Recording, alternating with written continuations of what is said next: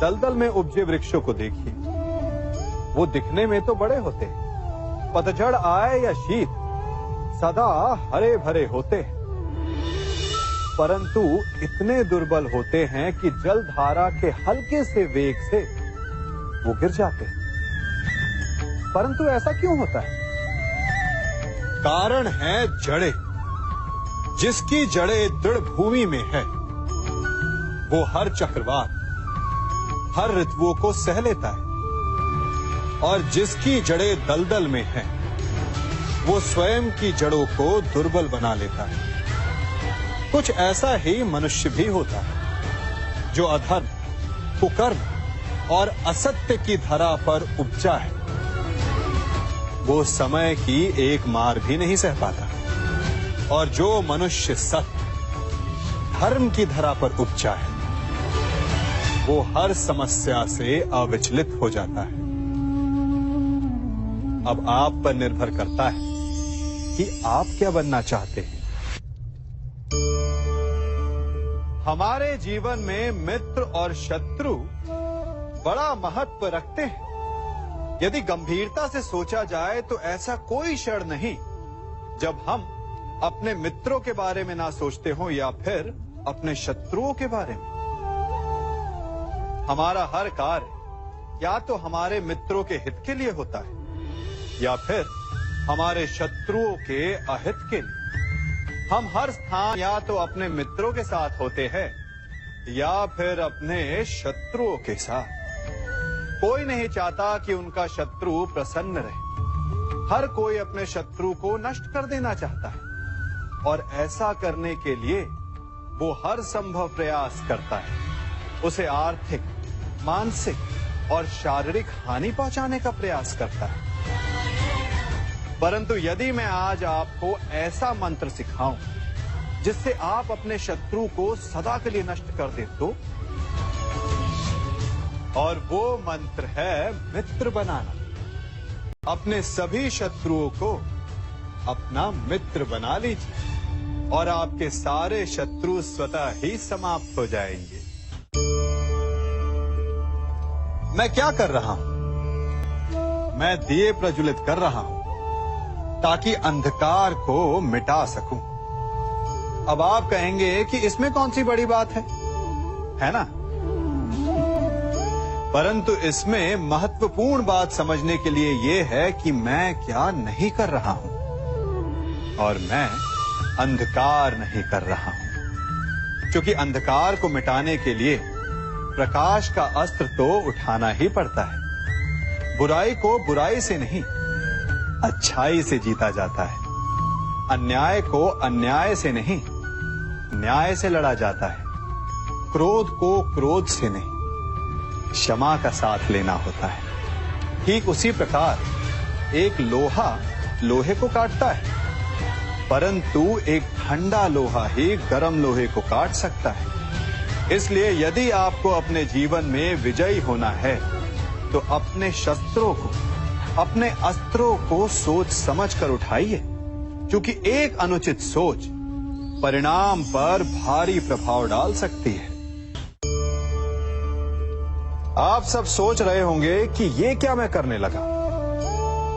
मैं इस पौधे को जड़ से उखाड़ रहा हूं। आश्चर्य हो रहा है ना कि एक पौधे को उखाड़ना या काटना ना केवल एक अपराध है अपितु पाप भी है। तो फिर मुझे ऐसा करने की क्या आवश्यकता पड़ गई? क्योंकि कई बार विनाश ही सृजन तक पहुंचाता है।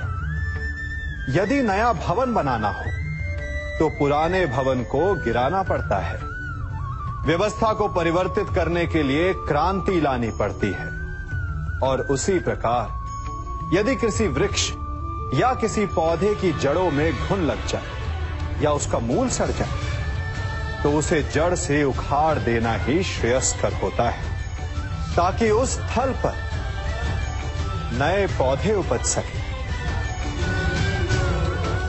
युद्ध करना पर्याय नहीं, परंतु कभी कभी शांति के लिए युद्ध करना आवश्यक हो जाता है। संसार में सबसे श्रेष्ठ क्या है? फूल या कांटे, प्रेम या घृणा, संपन्नता या दरिद्रता, मित्र या शत्रु? बताइए। अब आप भी कहेंगे कि भला ये कोई पूछने की बात हुई? अवश्य, फूल, प्रेम, संपन्नता और मित्र ही श्रेष्ठ है। परंतु क्या आपने अपने जीवन में कभी सोचा है कि हर एक भाव, हर एक वस्तु, हर एक घटना का एक गुण धर्म होता है? त्वचा पर जलन करने वाले फूलों से अधिक श्रेष्ठ वो कांटे हैं जिनसे आप अपने घर की बाढ़ बनाते हैं ताकि वन्य पशु आपके भीतर ना आ सके। वो प्रेम श्रेष्ठ नहीं जो आपको अंधा, लोभी, पक्षपाती बनाते। वो घृणा श्रेष्ठ है जो आपको नया मार्ग दिखाते। वो संपन्नता श्रेष्ठ नहीं जो आपको कृपण बनाते, मद्दांध बनाते। वो दरिद्रता श्रेष्ठ है जो आपको जीवन में परिश्रम करने की शिक्षा दे। कुविचार देने वाले, बुरा मार्ग दिखाने वाले मित्रों से अधिक श्रेष्ठ वो शत्रु होते हैं जो हमें जीवन का लक्ष्य दे दे। इसलिए अपने जीवन में हर वस्तु, हर भाव, हर घटना के गुण धर्म को पहचानिए और उसके पश्चात अपना चयन कीजिए। स्वर्ण।